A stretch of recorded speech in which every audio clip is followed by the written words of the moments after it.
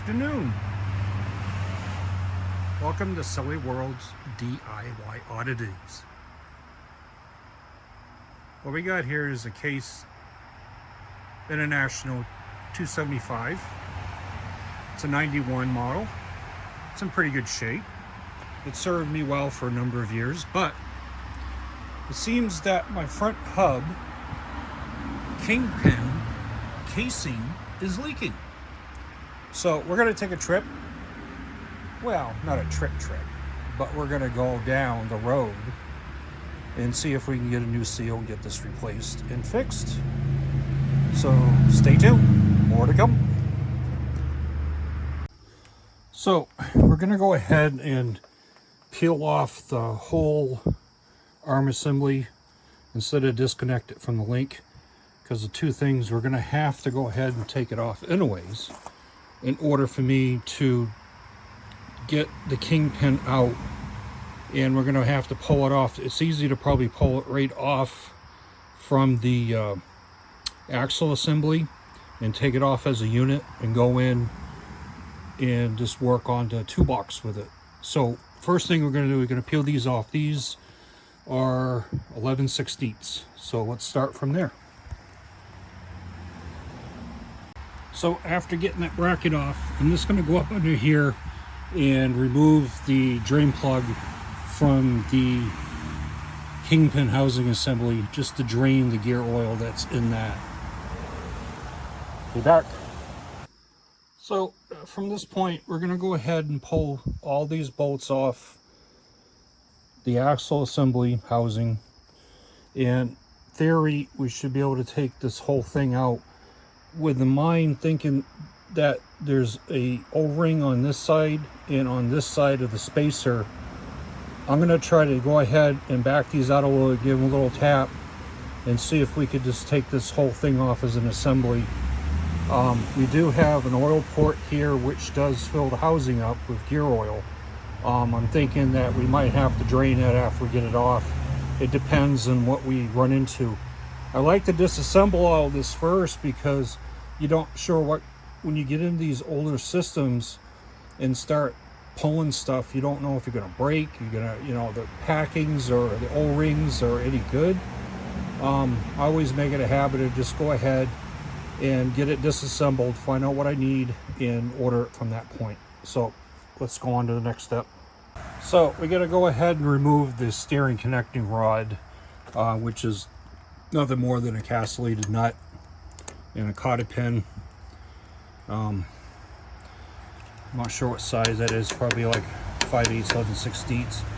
And once we get a tap on this, if it doesn't pop out, I'll go ahead and use a pickle to pop it, but we should be able to just take a mallet or, a brass hammer or something. I wouldn't bang on this particular link assembly with a regular hammer, because you don't want to damage the threads or anything. Because you got to remember, you got to make sure that we don't break anything as best that we can, because these parts are not easy to get to or anything.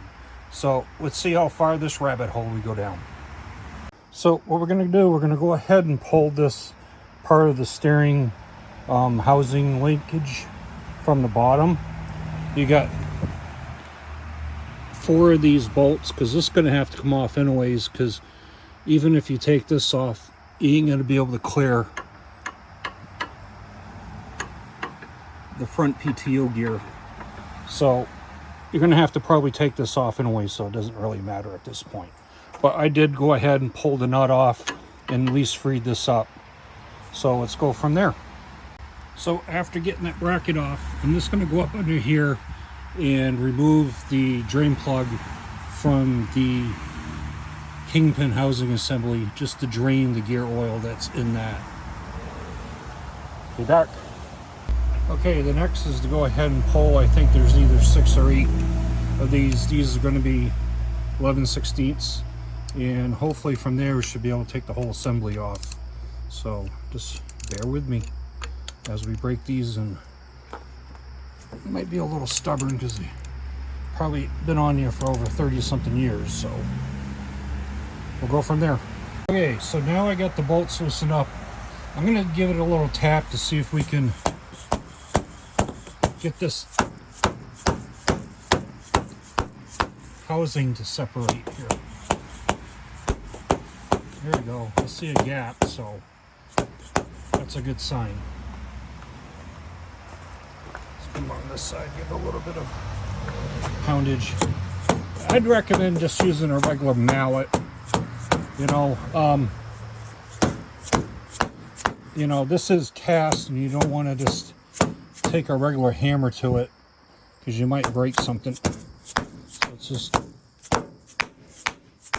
give it a little thumps. And what I want to do is that I want to try to keep this on the block because of that packing inside. It wasn't leaking before, and I don't want to give it something to have to replace. We'll see how it goes here. If I look under and see some oil, which I don't think I do, I probably might replace it anyways, but we'll go from there. Well, and of course, just like anything Murphy comes into play, I ended up dropping my bucket. Gear oil everywhere. Oh, Murphy. Well, it could be my own stupidity too, you never know. That's what I get when I don't really secure my bucket. So I'm just going to let it sit and drain. I think I'm getting it mostly in there. Anyways, we'll be back. So I went ahead and got a bigger bucket because I really don't want to have another mess to clean up. So what I did is that I'm not really putting a lot of pressure on this. I'm just putting a screwdriver in here and just kind of easing this with one bolt still in there holding the assembly. Just so, because it's, you have to kind of wiggle it to get it to free up a little bit. So that's your next step. So now that we got the housing off here, I just set it up, and basically it's like what I thought. You go ahead and once you get that popped off, you can see where the O-ring is. I'm gonna probably inspect.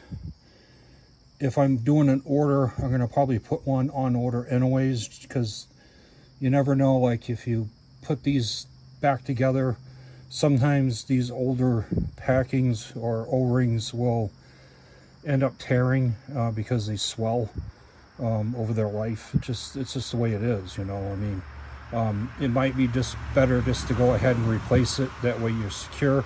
But since I did not take the spacer block off, which I don't think you can unless you go ahead and remove this clip and the pinion gear out, and that'd be probably the only way you're going to be able to pull this off anyways. But now we're back to where from here on the bottom of this oily messy thing, I'm thinking that this probably might come off. I just got to give a little wiggle and something. If not, we'll just pull it from the top here, and once we pull it from the top, we'll be able to slide that Kingpin out, and obviously that's down where it goes into the Kingpin housing assembly under the hub. So next step's coming. Yep, it's like I thought.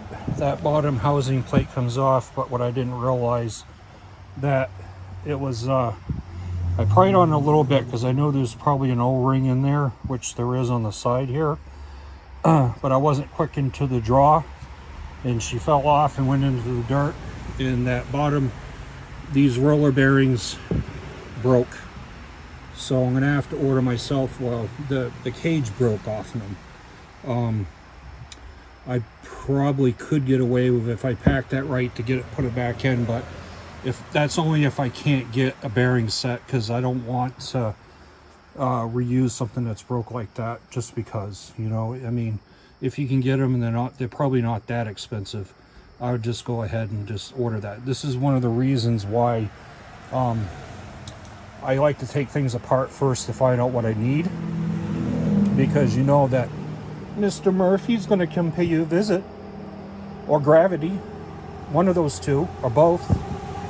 And from here, After looking at this and everything, I guess you don't have to pull this cap off, because everything comes out from the top, I believe, in order to get this half separated.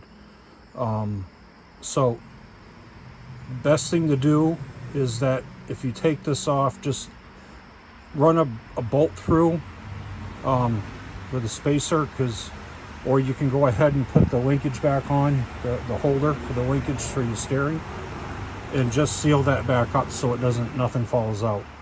But you know, I was going to take it apart anyways because I wanted to look to make sure that the bearings are fine, and go for that. So let's see how we go now. We're probably going to go inside the shop because it's getting dark, the rain's coming, and mosquitoes are coming out. So we'll talk.